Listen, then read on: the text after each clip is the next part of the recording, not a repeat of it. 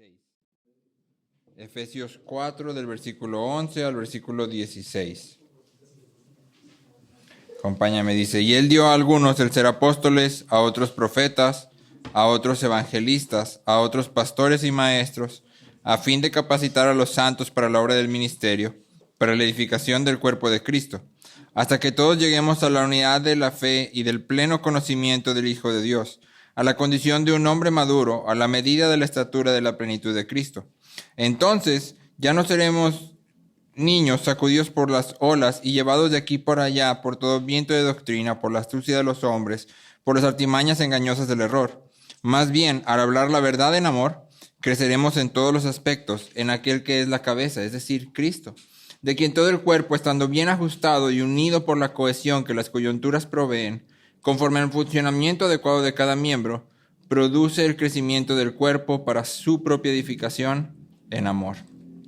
Señor, te rogamos, abre nuestros ojos, abre nuestros oídos para que podamos contemplar tu gloria, escuchar tu voz, Señor. Que nuestros corazones sean transformados a través de tu palabra para amarte a ti y amar a los que nos rodean. Te lo pedimos en el nombre de Jesús. Amén. Pueden tomar su lugar.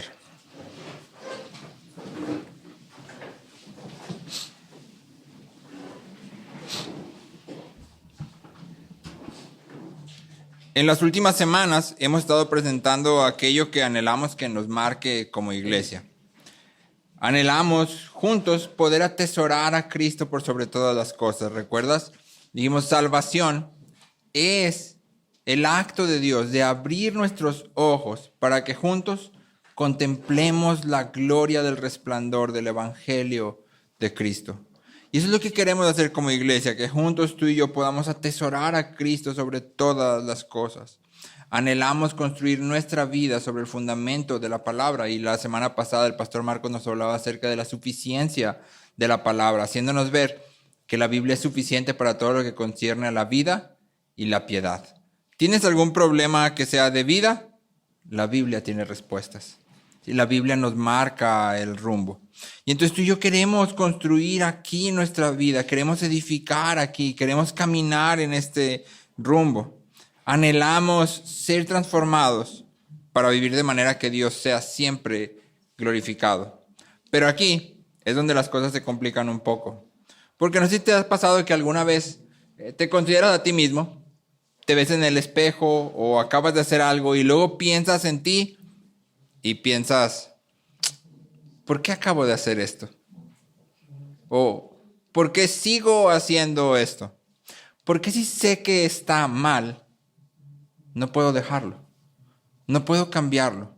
¿Por qué si reconozco que esta no es la forma en que debería de vivir, sigo aún así en este ciclo, en este patrón, en este caminar? Por más que lo veo y digo, esto no es lo que yo quiero, aún estoy aquí. Tal vez puede ser enojo, o tal vez puede ser en tu caso pereza, o egoísmo, o envidia, o avaricia, o mentira. El punto es que claramente ves el patrón, ves que está ahí, reconoces la debilidad, pero parece que no importa lo que hagas, no se va, no se quita. Y todo parece nublado y no sabes para dónde caminar y no sabes qué hacer. Y entonces la pregunta que se presenta delante de nosotros es, ¿cómo hacemos para cambiar? ¿Cómo hacemos para perseverar? ¿Cómo es que Dios nos transforma? Y en nuestro pasaje, Pablo nos invita a considerar esto. Y esta es la idea central. Esto es lo que tú y yo anhelamos. En Cristo, Dios nos llama y nos capacita para amarnos unos a otros en verdad y hablar la verdad unos a otros en amor, a fin de crecer en Cristo. En Cristo Dios nos llama y nos capacita para amarnos unos a otros en verdad y hablar la verdad en amor unos a otros a fin de crecer en Cristo. Entonces quiero que consideres conmigo en este pasaje 3 ideas que están ahí. Número 1, el fundamento. Número 2, el método. Y número 3, la meta.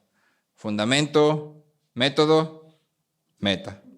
Y entonces comenzamos con el fundamento. En la carta a los Efesios podemos dividirla claramente en 2 partes, porque Pablo dedica la primera mitad de la carta a explicar la obra de redención de Dios.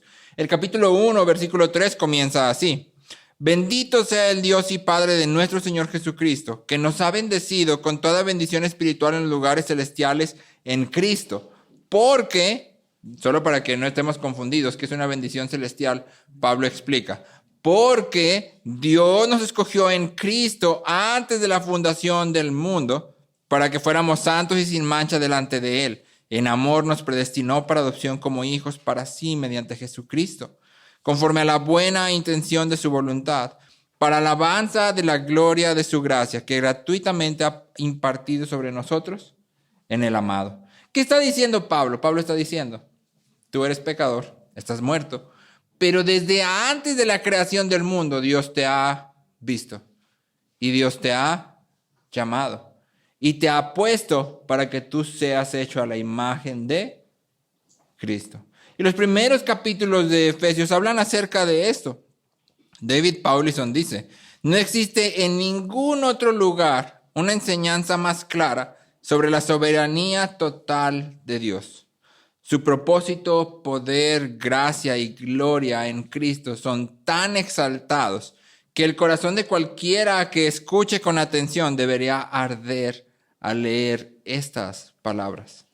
Cristo nos ha salvado porque el Padre así lo ha planeado desde la eternidad. ¿Estás hoy aquí? ¿Eres salvo? ¿Puedes contemplar a Cristo? Hay una sola razón para eso y no tiene nada que ver contigo. Estás aquí porque Dios te ha llamado. Y entonces la primera parte de Efesios, los capítulos 1, 2 y 3 tratan de esto. Esta es la gracia de Dios manifestada a nosotros pecadores. Pero a partir del capítulo 4, Pablo expone nuestra respuesta. Si la gracia de Dios es tan asombrosa, tan grande, lo llena todo, ¿cómo deberíamos responder nosotros? Y entonces en el capítulo 4, en los primeros 3 versículos, leemos esto. Yo pues, prisionero del Señor, les ruego que ustedes vivan de una manera digna de la vocación con que han sido llamados. ¿Cómo respondemos a la gracia de Dios? Bueno, vivimos de una manera digna de ese llamado. ¿Cómo es esto? Versículo 2. Que vivan con toda humildad y mansedumbre, con paciencia, soportándose unos a otros en amor, esforzándose por preservar la unidad del espíritu en el vínculo de la paz. Note de nuevo la instrucción. ¿Qué significa andar dignos de la vocación? Porque tú y yo generalmente reducimos esto a cosas individuales. ¿Qué es andar dignos? Obedecer. No dices mentiras, no fumas, no tomas, te portas bien. Pero Pablo no está pensando en eso. Fíjate lo que dice, anden dignos, que vivan con toda humildad y mansedumbre, con paciencia, soportándose unos a otros en amor. Todas las virtudes que están aquí son relacionales, con humildad, mansedumbre, paciencia. Tienen que ver con relaciones. Si tú estás solo allá en una isla, ¿sí? Y no esperas nada, estás nomás contigo mismo, paciencia es algo que necesitas muy poco. Es cuando te empiezas a relacionar con las cosas que hay en la isla o con otros objetos o con otros animales o con otras personas si hay, que entonces requieres paciencia. Todas las virtudes que están aquí son relacionales. Entonces cuando Pablo dice anden dignos, ¿qué te está diciendo? Tus relaciones tienen que verse de cierta forma. ¿Sí? Con mansedumbre, humildad, paciencia, soportándose unos a otros en amor, esforzándose por preservar la unidad del espíritu. Sencillo, ¿no? Ahí están los pasos. Humilde, manso, paciente, soportando a otros en amor, esfuérzate por preservar la unidad. ¿Listo? Vámonos, ¿podemos terminar el sermón? ¿O no? Pues la realidad es que no, porque si tú y yo somos sinceros, ¿cuántos de nosotros somos humildes, mansos, pacientes? ¿Cuántos de nosotros soportamos a otros en amor? Y entonces por eso Pablo comienza la primera parte de la carta de Efesios y te dice, esta es la gracia de Dios. En respuesta a esa gracia tú haces esto. Pero no pasan ni 3 versículos cuando Pablo ya está regresando, porque inmediatamente nos vuelve a apuntar a Cristo. Inmediatamente comienza a hablar otra vez de Cristo y en el versículo 7 dice, pero a cada uno de nosotros se nos ha concedido la gracia conforme a la medida del don de Cristo. Oye Pablo, está padrísimo todo lo de la gracia de Dios, que Dios me haya salvado, que me haya llamado, que yo sea un pecador y Él así me ame, pero esto que me estás pidiendo está dificilísimo. tú no conoces a mis hermanos. Es que tú no has convivido con ellos, Pablo. En tus tiempos las cosas eran más fáciles. Mira, ahora la gente tiene un lapso de atención de 5 minutos. Te dan swipe con TikTok cuando no te quieren, te bloquean. O sea, no sabes de qué hablas, Pablo. Y entonces Pablo responde, pero a cada uno de nosotros nos ha sido dada gracia, conforme al don de Cristo, es decir, conforme Cristo ha planeado, querido, deseado. ¿Quién de aquí tiene gracia? ¿A quién Dios le ha dado gracia? Todos, ¿no? Si estás hoy aquí y estás en Cristo, Dios a ti te ha dado a través de Cristo gracia. Este es el fundamento de la vida de la iglesia. La gracia que nos es dada en Cristo.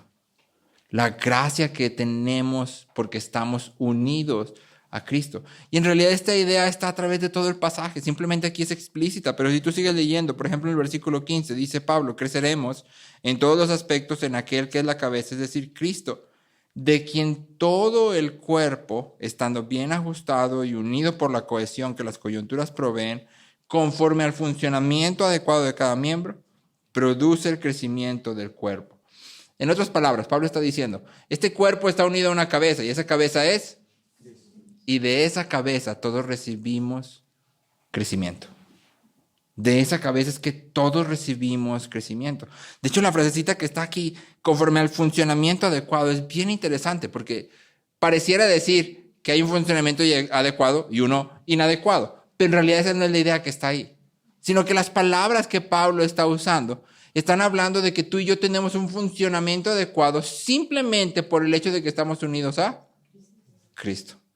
Él ordena el cuerpo y por tanto el cuerpo funciona bien. ¿Sí? Tú y yo nos enfermamos porque nuestro cuerpo no funciona bien, porque está golpeado por los efectos del pecado. Pero Cristo ordena su cuerpo y su cuerpo funciona adecuadamente. Ahora, eso no significa que la iglesia es perfecta. De hecho, tú y yo seguramente nos hemos topado con situaciones en la iglesia que están lejos de ser perfectas. Pero sí significa esto. Aquellos que verdaderamente están en Cristo tienen un llamado a amar y hablar la verdad. Y son capacitados por Cristo para hacer esto.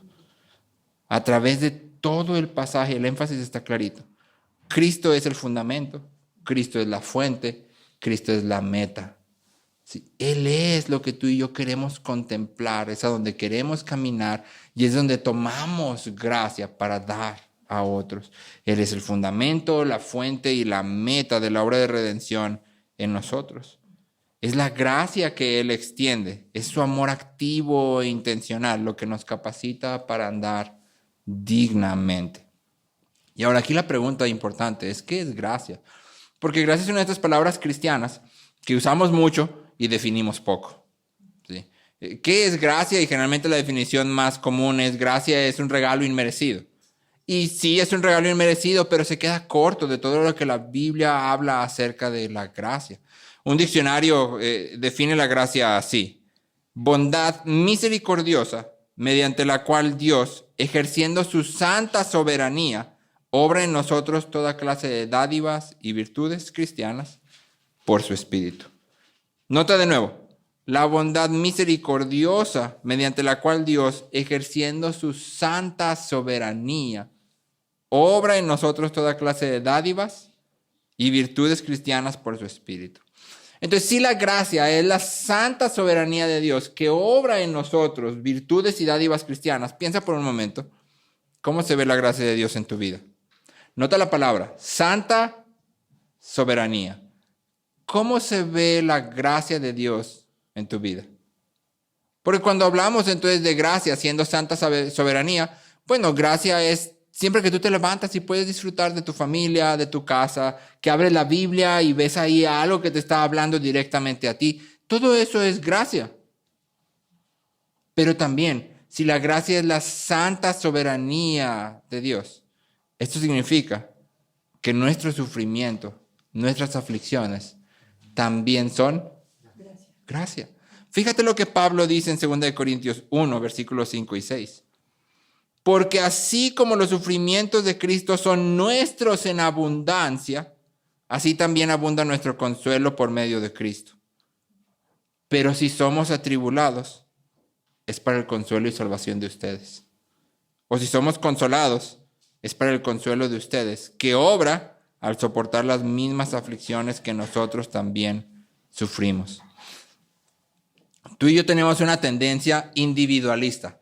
Hablamos de sufrimiento en la vida cristiana y decimos, es que Dios trae sufrimiento a nosotros porque Dios tiene un plan mayor para ti. Te quiere dar algo mejor, te quiere hacer crecer en Cristo, Y es cierto, Pablo habla del sufrimiento como algo que Dios usa para hacernos crecer, pero más veces habla del sufrimiento como algo que Dios trae a nosotros para el beneficio de la iglesia. Tu sufrimiento, noticias, no se trata de ti. Mi sufrimiento no se trata de mí. ¿Para quién sufres? Para la iglesia. Para la iglesia. Pablo dice en Colosenses, completo en mi cuerpo los padecimientos de Cristo y cumplo así mi parte en la iglesia. ¿Para quién sufrimos? Deberíamos sufrir para la iglesia. Pero lo cierto es que muchas veces no lo hacemos así. Creemos que la gracia de Dios se ve solo en las cosas bonitas. De hecho, estamos sufriendo y luego preguntamos dónde está la gracia de Dios que no la veo. ¿Sí? ¿En qué momento se va a terminar esto y la gracia va a irrumpir? No. En el sufrimiento hay gracia. Porque a través de la adversidad aprendemos a humillarnos ante su soberanía, a confiar en su sabiduría y a experimentar el consuelo de su amor. Es gracia porque nos llama a deleitarnos en Cristo sobre todas las cosas. Es gracia porque nos enseña que nada aquí puede llenarnos.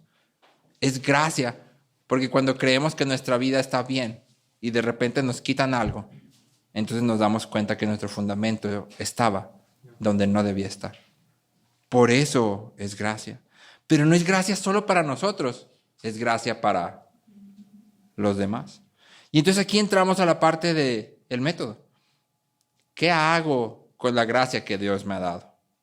¿Qué hago con la gracia que Dios me ha dado en la variedad de formas que Él me la haya dado? Porque Pablo adelante dice que Dios ha dado ciertos líderes a la iglesia. Pablo menciona, Dios ha dado a unos ser apóstoles, profetas, evangelistas, pastores y maestros. Y estos son dones para la iglesia, son extensiones de la gracia de Dios para la iglesia. Pero luego es bien claro, el trabajo de los líderes es uno, capacitar a los santos para la obra del ministerio. ¿Cuál es la obra del ministerio? Según tu pasaje en Efesios, ¿cuál es la obra del ministerio? Bueno, Pablo lo dice, la edificación del cuerpo. ¿Qué hacen los líderes? Capacitan a los santos. ¿Quién es el responsable de edificar el cuerpo? Los santos. Los santos. ¿Qué hacen los líderes? Capacitan. Y los santos edifican. Ten esto claro, porque, de nuevo, en nuestra cultura hay una tendencia. Hay una persona con un problema y corremos luego llévaselo al pastor. No, llévaselo al pastor. No, es que la situación está bien difícil, llévaselo al pastor. No, es que fulanito de tal vino y me contó unas cosas, pero yo rápido le dije, te voy a pasar el número de mi pastor. Habla con él. Ah, pero estamos confundidos. El pastor tiene un trabajo. ¿Cuál? Capacitar a los santos. Y entonces imagínate, para los que ya tienen con nosotros un rato, tenemos aquí 5 años proclamando el evangelio, predicando la palabra. Viene alguien y te dice, tengo esta situación, y tú dices, ay no, mándaselo al pastor. Eso está diciendo algo. O tú estás abnegando tu responsabilidad, tú estás diciendo, yo no quiero esto, o el pastor está haciendo un muy mal trabajo, lo cual nos llevaría a lo mismo. Hay que evaluar la congregación. ¿Qué está haciendo el liderazgo? ¿Qué está haciendo el pastorado? ¿Está capacitando o no? Y si sí estamos capacitando, si tú estás escuchando la palabra continuamente y estás recibiendo el evangelio, ¿por qué cuando las situaciones vienen no las atiendes? ¿Por qué huyes? ¿Por qué huyes? No, es que no estoy preparado. Ah, alto. A cada uno de nosotros le ha sido dada gracia. ¿Tienes gracia? entonces puede hacerlo. Un autor dice en estas palabras: si te sientes débil y ordinario, si te sientes como un desastre, pero tienes el Espíritu, entonces tienes las credenciales necesarias. No se trata de quién es el más fuerte, no se trata de quién es el que más sabe, no se trata de que ya mi vida está arreglada y entonces ahora sí puedo arreglar a otros. Mi vida no está arreglada. La vida de nadie de aquí está arreglada. Si estuviera arreglada, estarías muerto. La vida de nadie aquí está arreglada. Y no esperamos a que esté arreglada para servir a otros, sino que la gracia que Dios nos ha dado, esa es la gracia que extendemos. ¿Cómo lo hacemos? ¿Cómo edificamos a otros? Bueno, Pablo enfatiza en este pasaje dos ideas: unidad y verdad, amor y evangelio. En 1 Tesalonicenses 3, 12 y 13 leemos esto. Es esta misma idea: que el Señor los haga crecer y abundar en amor unos para con otros y para con todos, como también nosotros lo hacemos para con ustedes, a fin de que Él afirme sus corazones irreprensibles en santidad delante de nuestro Dios y Padre, en la venida de nuestro Señor Jesús, con todos sus santos. Fíjate lo que está diciendo: que su amor abunde unos con otros para que ustedes sean irreprensibles. Justo esto mismo leímos en Filipenses esta semana. Filipenses 1 dice: y esto pido en oración, que su amor abunde más y más en todo conocimiento y sabiduría, para que sepan elegir siempre lo mejor y estén llenos de fruto de justicia que dé gloria a Cristo. Pero empieza ¿en dónde? En el amor. En el amor unos por otros. ¿Te has preguntado por qué a veces estás en medio de la situación y la situación es súper difícil y parece una tormenta y tú dices: no sé a dónde ir, no sé qué hacer, no sé qué elegir, y todo parece desordenado y no tienes ni la menor idea de cómo hacer para resolverlo? ¿Te has preguntado por qué a veces estás así? Bueno, muy probablemente la respuesta sea esta: estás demasiado encorvado en ti mismo. Estás centrándote demasiado en ti mismo. Y no lo es siempre, pero en algunas ocasiones este es el problema. Los problemas vienen y entonces nosotros nos aislamos de todos y queremos resolver nuestro problema solos. Pero nunca fuimos creados para estar solos.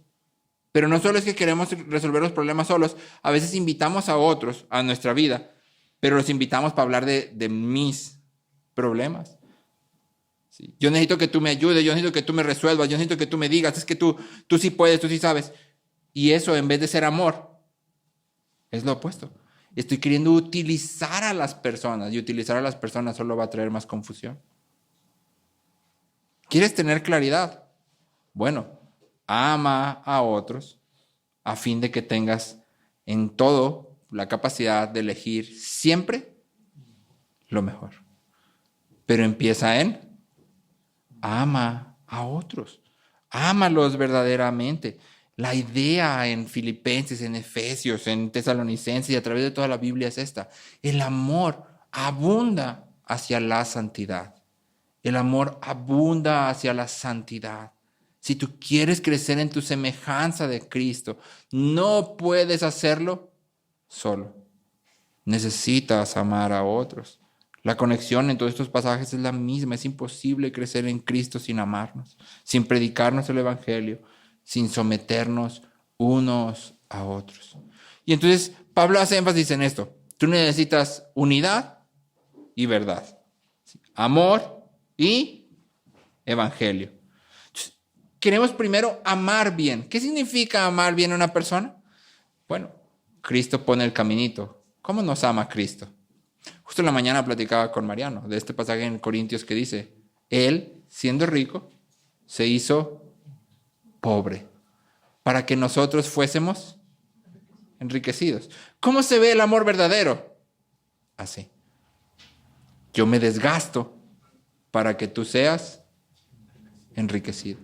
Yo entro a tu mundo, entro a tu sufrimiento, entro a cómo piensas, a cómo ves, en la medida de mis capacidades, lo mejor que yo puedo hacerlo. Voy a tratar de adentrarme por completo y voy a estar dispuesto a desgastarme, a recibir tu enojo, tus lágrimas, tus emociones que van a ser para mí incomprensibles. Voy a decir: no sé por qué estás llorando, no sé por qué estás, no entiendo, pero no te voy a juzgar, sino que voy a adentrarme a fin de enriquecerte.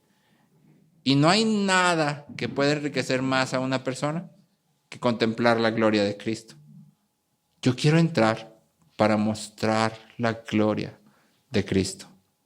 En El Señor de los Anillos hay una escena muy padre, en la última película. Porque en El Señor de los Anillos, Frodo, que es un hobbit, es llamado para cargar con el anillo de poder. Y este anillo, para todos aquellos que no han visto El Señor de los Anillos, tiene un problema. Y es que el anillo juega con los deseos de tu corazón. Te promete darte todo lo que tú siempre has querido, pero te despoja de tu humanidad. Te convierte en algo subhumano y se convierte en tu máximo tesoro, de manera que nada te importa más que el anillo. Y entonces el anillo le es dado a Frodo para que lo lleve al único lugar donde el anillo puede ser destruido. Y a él se añade Sam Sagaz, que es su mejor amigo. Hay un problema, y es que Frodo tiene el llamado, y esta es la idea de Tolkien, Frodo tiene el llamado de tener el anillo. Nadie puede cargar el anillo por Frodo. Nadie. Solo Frodo puede llevar ese anillo. Y entonces casi al final de las películas, cuando Frodo está a punto de entrar al volcán, donde por fin el anillo puede destruirse, su fuerza se está acabando. Él ya no puede más y se tira en la montaña y está así de, no puede ser. Y entonces Sam voltea y le dice, señor Frodo, yo no puedo cargar el anillo por usted, pero puedo cargarlo usted. Lo agarra, se lo echa en el hombro y camina. Ese es nuestro llamado. A cada uno de nosotros nos ha dado una vocación. Tal vez tu vocación incluye un sufrimiento que nadie puede entender. Una situación que es demasiado compleja para que otros digan, yo he vivido lo mismo que tú. Pero eso no significa que la gente no pueda ayudarte. No pueden llevar el anillo, pero pueden llevarte a ti. No pueden cargar tu vocación, pero pueden cargarte a ti. Y eso es lo que tú y yo queremos hacer como parte de la iglesia. Eso es lo que amar significa. Sí. Frodo y Sam Sagaz han pasado por exactamente lo mismo. Tienen hambre, tienen frío, están solos, están débiles. Y aún así Sam lo carga y lo lleva. La vida de Sam no es color de rosa. Tú no tienes que esperar a que tu vida sea color de rosa. Tu llamado es ama a otros. Ámalos de verdad. Y amor que no es sacrificial, no es amor de verdad. Amor que no se desgasta por otros, no es amor de verdad. Amor que cuando no recibe de regreso, deja de estar ahí, no es amor de verdad. Y entonces lo primero que queremos hacer es amar de verdad. Y esta es una pregunta que hemos presentado a lo largo de los años que tenemos aquí una y otra vez, pero siempre es bueno hacerla. De la gente que está a tu alrededor hoy, ¿cuántos pueden decir que se sienten amados por ti? ¿Cuántos levantarían la mano? Que tú preguntaras ahorita, si tú te levantaras y dijeran, levanta la mano, todos los que sepan y sientan que yo activamente los amo. ¿Cuántos levantarían la mano? Que sepan y sientan, porque a veces, no, pues yo sé que me amas. Hace 2 años que no hablamos, pero yo sé que... ¿Cuántos saben y sienten que me aman? Que les amo, perdón. ¿Cuántos saben y sienten que les amo? Si son pocas manos, tienes mucho trabajo que hacer. Hemos sido llamados a amar. Sí.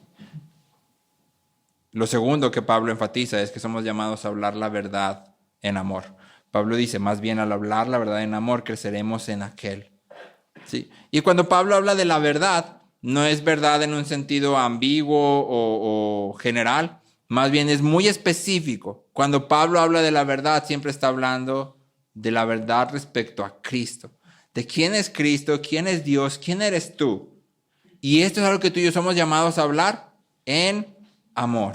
Y esta parte es bien importante y es por eso que le pusimos este sermón, amor en verdad y verdad en amor. Porque a veces tú y yo llegamos con la Biblia y tenemos razón respecto a lo que estamos diciendo, pero no lo damos en amor, lo damos como golpes. Fulanito está luchando con tal pecado, es que eres un idólatra, mira, estás así y así, te vas a ir al infierno. O tal vez sea cierto, sí, tal vez sea cierto, pero no hay amor en esas palabras. Y si no hay amor, entonces no es verdad. Porque es bien importante que tú y yo entendamos que la verdad siempre es aquello que se ajusta al carácter de Dios. Entonces, que yo diga hechos reales, pero que no se ajustan a quién es Dios, no implican que esto sea verdad. Esto inmediatamente se convierte en una mentira, aunque sean hechos reales y comprobables. Y yo tengo que tener mucho cuidado. Por eso Pablo dice en 1 Tesalonicenses 5:14, les exhortamos, hermanos, a que amonesten a los indisciplinados, animen a los desalentados, sostengan a los débiles y sean pacientes con todos. Fíjate cómo Pablo divide. Tú tienes en la congregación indisciplinados, desalentados y débiles. Y no puedes hacer lo mismo con los tres. A los indisciplinados, los amonestas. A los desalentados, los animas. A los débiles, los sostienes. Eso implica que tú y yo, cuando nos acercamos a una persona, primero tenemos que discernir, tenemos que prestar atención. ¿Quién está frente a mí? ¿Quién está frente a mí? ¿Cuál es su lucha? No simplemente, ay, aquí está el pecado, ya lo vi, déjalo acribir. No. ¿Cuál es la lucha que hay aquí? Y entonces, ¿cómo puedo hablar? ¿Cómo puedo hablar? Me encanta este texto de 1 Tesalonicenses 5:14, porque donde dice, alientan a los desanimados, hay un eco de Isaías 35:4. Y déjame te leo lo que dice Isaías 35:4. Digan a los de corazón tímido, o sea, desalentado, esfuércense, no teman, pues su Dios viene con venganza. Tú y yo no pensamos en eso. Animen a los desanimados. No, Dios te ama, mira, Él tiene un plan grande. No, animen a los desanimados. Esfuércense, no teman, pues su Dios viene con venganza.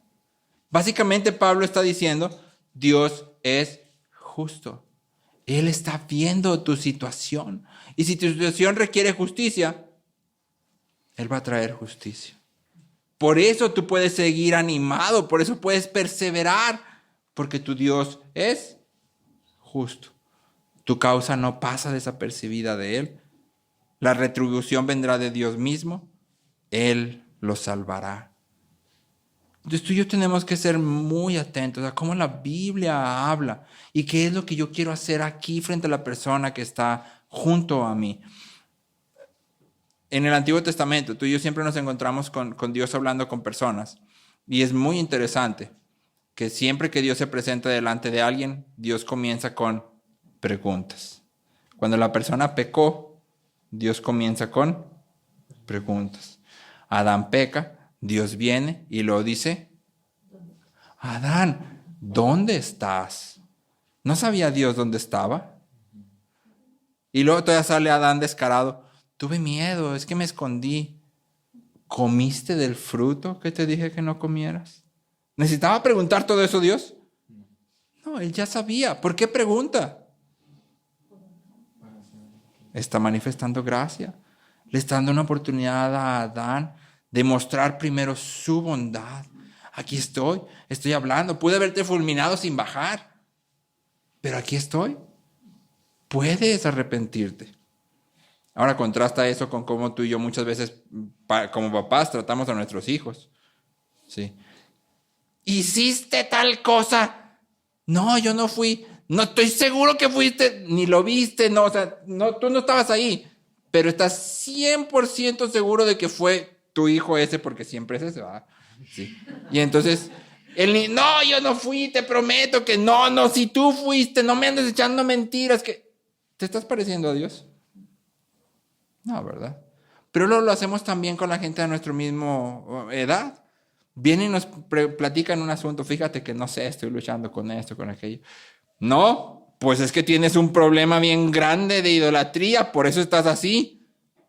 Todavía ni preguntas nada y tú ya tienes el juicio hecho. Ya eres tan sabio que no necesitas preguntar. Eres más sabio que Dios, de hecho, porque Dios pregunta y tú no. Entonces, tú ya tienes, ya sé de qué se trata esto. Entonces tú y yo queremos ser muy cuidadosos. Nuestras palabras deben de estar ajustadas a la situación frente a nosotros. Más adelante, en el versículo 29 de Efesios 4, Pablo dice esto: no salga de la boca de ustedes ninguna palabra mala. Y luego define lo contrario de una palabra mala, sino solo la que sea buena para edificación, según la necesidad del momento, para que imparta gracia. De nuevo, gracia es amor activo, intencional. Es la soberanía santa de Dios que edifica en nosotros dádivas y virtudes cristianas. Es el amor de Dios que nos lleva a contemplar a Cristo. Si yo voy a impartir gracia, mis palabras siempre tienen que decir una cosa: aquí está la gloria de Cristo. Esto es lo más deseable. No hay otra cosa. Analízate entonces por un momento. ¿Cómo son tus conversaciones? Con las personas a las que tú dices amar, ¿cómo son tus conversaciones? ¿Cómo te estás relacionando con la gente de la iglesia? Ed Welch dice que cuando tú y yo ignoramos el pecado y el sufrimiento de las personas a nuestros lados, es como si estuvieras corriendo por el parque y vieras a tu mejor amigo tirado con un balazo en el costado y lo saludas. ¡Ah, qué huele! Y está tu amigo así. ¡Ah! ¿Lo estás amando? No, para nada. Pero luego vemos a las personas en la iglesia junto a nosotros, luchando con el pecado, sufriendo, y simplemente pensamos para nosotros: ay, voy a orar por él. Pero no hacemos nada. La persona está sufriendo, se está muriendo, y tú simplemente dices: ay, voy a orar por él. ¿Es eso amor? No. Las personas necesitan que tú y yo entremos y proclamemos a Cristo. Entonces deberíamos tú y yo preguntarnos: ¿cómo estamos viviendo en este aspecto? Porque si vamos a ser discípulos de Jesús, que están siendo transformados y restaurados para ser más como Él, necesitamos a personas en nuestra vida. Y necesitamos ser personas en las vidas de otros, que estemos cercanos a ellos. De manera que podamos ver y ellos puedan ver dónde creemos y dónde no creemos la verdad de la obra de Cristo. Aquí quiero ser enfático en esto. Más adelante en Santiago dice: confiesen sus pecados unos a otros. Creo que ese es el texto cristiano más ignorado en la faz de toda la historia moderna. Porque a ninguno de nosotros nos gusta confesar nuestros pecados. ¿Qué van a pensar de mí? Ay, no, qué vergüenza. No, y si les digo, no, hombre, ya no van a pensar que soy bien cristiano, que ya no me van a invitar, Pero Santiago no está dando opción, es una instrucción. Y ni siquiera tiene condicionante. Confiesa tus pecados cuando sean muy grandes. No. Confiesen sus pecados unos a otros. Ya lo hemos hablado antes, pero vale la pena la aclaración. Eso no significa que vas a venir y: hermanos, fíjense que esta semana pequé. No. Sí significa que vas a ir con alguien maduro a quien puedas hablarle y puedas decirle: ¿sabes qué? Estoy luchando con esto. Estoy luchando con esto. Estoy atrapado en esto. ¿Por qué lo hacemos? Porque lo necesitamos. Porque es la forma que Dios nos ha dado para transformarnos. Dios nos ha dado la iglesia para que tú y yo seamos transformados. Pero ser transformados requiere que tú y yo nos sometamos a la iglesia, que tú y yo vengamos y nos quitemos la máscara, que tú y yo vengamos y tengamos relaciones activas, profundas, intencionales, de amor en verdad y verdad en amor. ¿Sí? Si tú no estás rindiendo cuentas a nadie, si nadie está caminando contigo, estás en peligro.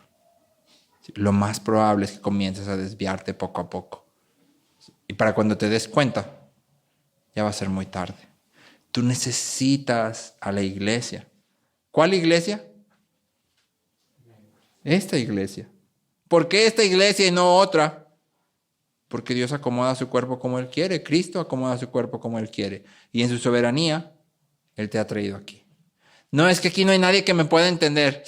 Uy, se me hace que Cristo se equivocó entonces. Si aquí donde Él te puso no hay nadie que te pueda entender, quizá cometí un error. Tal vez puedas poner en el buzón de quejas, Dios, creo que te equivocaste. Me pusiste en una iglesia donde nadie me entiende, nadie me escucha. Y entonces tal vez podamos resolverlo. Pero si Dios no se equivoca, que Dios no se equivoca, entonces en esta congregación hay quien puede ayudarte. Porque Dios te ha puesto aquí para que tú crezcas. Pero eso requiere quitarte la máscara y someterte a la iglesia. ¿Sí? Ahora, Pablo presenta la meta y la define en negativo y en positivo. Dice, entonces ya no seremos inmaduros como los niños. No seremos arrastrados de un lado a otro ni empujados por cualquier corriente de nueva enseñanza. No nos dejaremos llevar por personas que intenten engañarnos con mentiras tan hábiles que parezcan la verdad.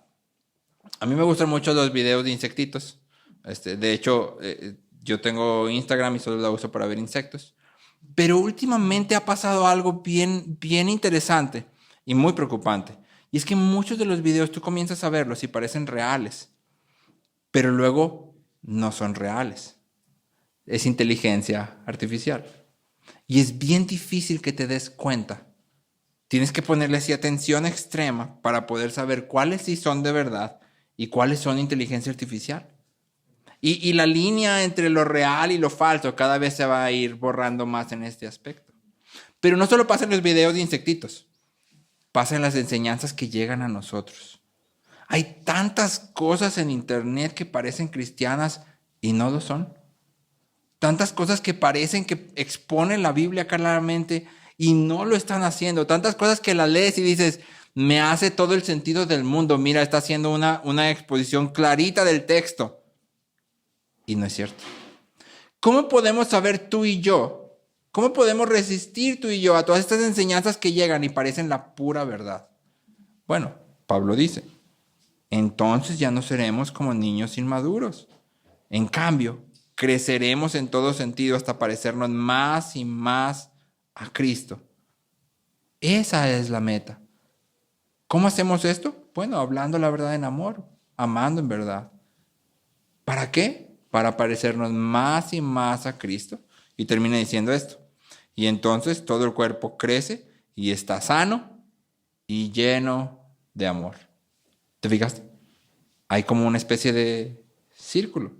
Si tú estás solo, estás en peligro.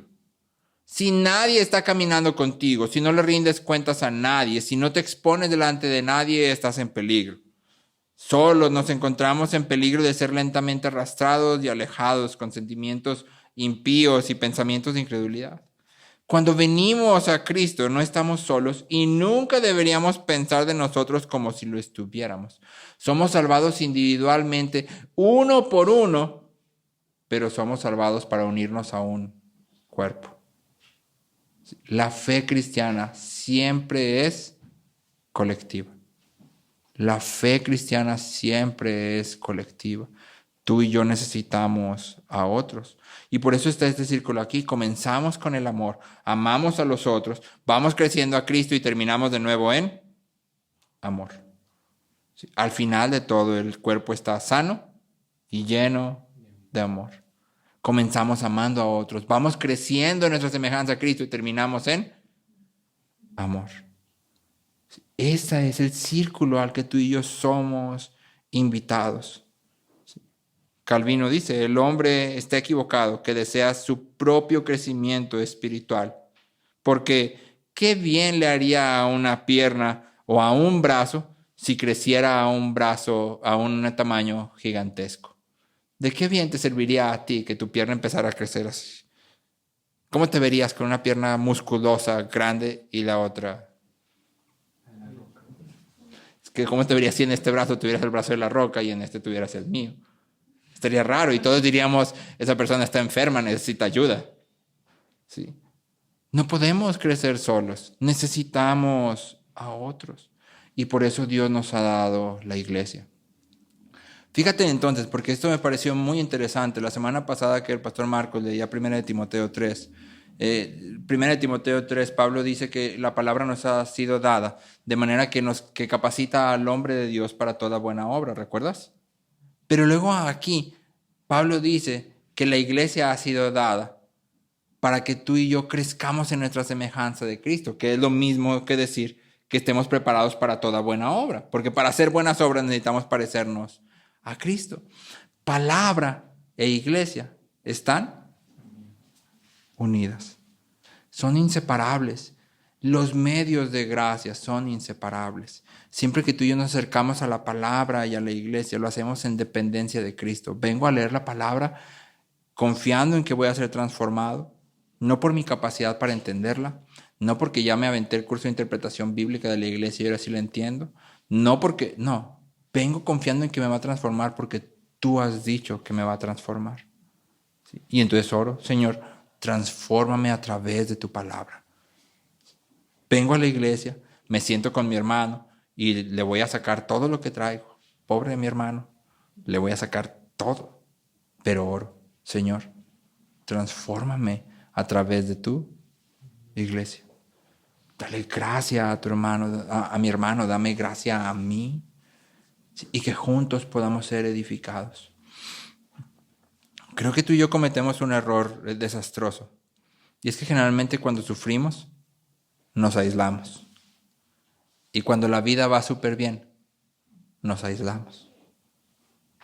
Es solo cuando nuestra vida está medio, que los problemas ni son muy grandes, ni que estamos dispuestos como a medio invitar a otros.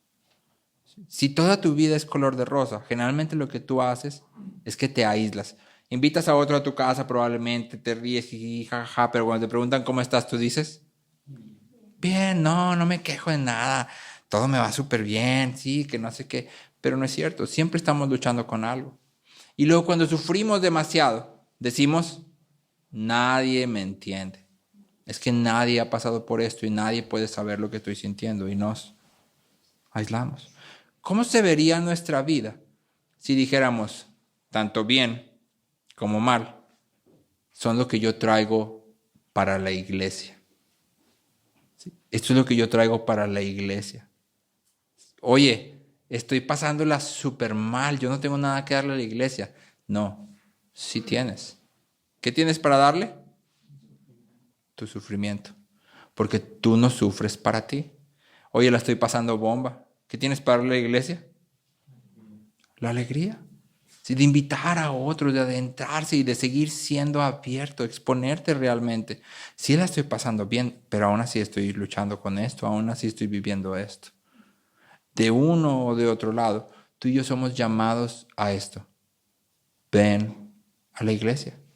No me estoy refiriendo ven a los servicios, ven a la gente de la iglesia, depende de la gente de la iglesia. La idea del cuerpo que está encerrada aquí implica eso. Tú y yo dependemos de la iglesia, dependemos de ella. Y si tú no estás en Cristo, bueno, fuera de Cristo no hay crecimiento, no hay santidad, no hay amor genuino. Fuera de Cristo puedes tener una falsa paz, puedes tener una clase de amor, pero es paz y amor que no van a durar, que no van a perseverar y que cuando las cosas que te están dando eso desaparezcan, se tambaleen, se caigan, tu paz y ese amor se van a derrumbar junto con ellas. Hay un solo lugar y Pablo describe a la iglesia como la columna y el baluarte de la verdad. ¿A dónde venimos cuando estamos perdidos, sin rumbo, que no sabemos para dónde ir? A la iglesia. Columna y baluarte de la verdad. ¿Sí? Entonces, para todos nosotros, esta es la pregunta que quisiera hacerte y esta es la invitación que Pablo nos hace en Efesios. ¿Estás amando en verdad y hablando la verdad en amor? ¿O solamente estás? Hay una sola forma de crecer. Amor en verdad y verdad en amor. Ora conmigo. Señor, gracias porque tú eres infinitamente bueno, Padre. Gracias porque tu santa soberanía, tu bondadosa misericordia que gobierna todas las cosas, siempre trae a nosotros tu gracia. De una o de otra forma, Señor, tú traes a nosotros de ti para que crezcamos en semejanza de Cristo. Gracias, Señor, porque no nos has dejado solos, Señor. Tú nos has dado tu palabra, nos has dado tu iglesia, nos has dado tu espíritu, Señor. Nos has dado la oración. Ayúdanos a depender constantemente de estas cosas a fin de que crezcamos, Señor. Ayúdanos a desechar nuestra soberbia, nuestro egoísmo, nuestro individualismo, Señor, a fin de poder vivir una vida que te glorifique, Padre. Te lo pedimos en el nombre de Cristo Jesús. Amén.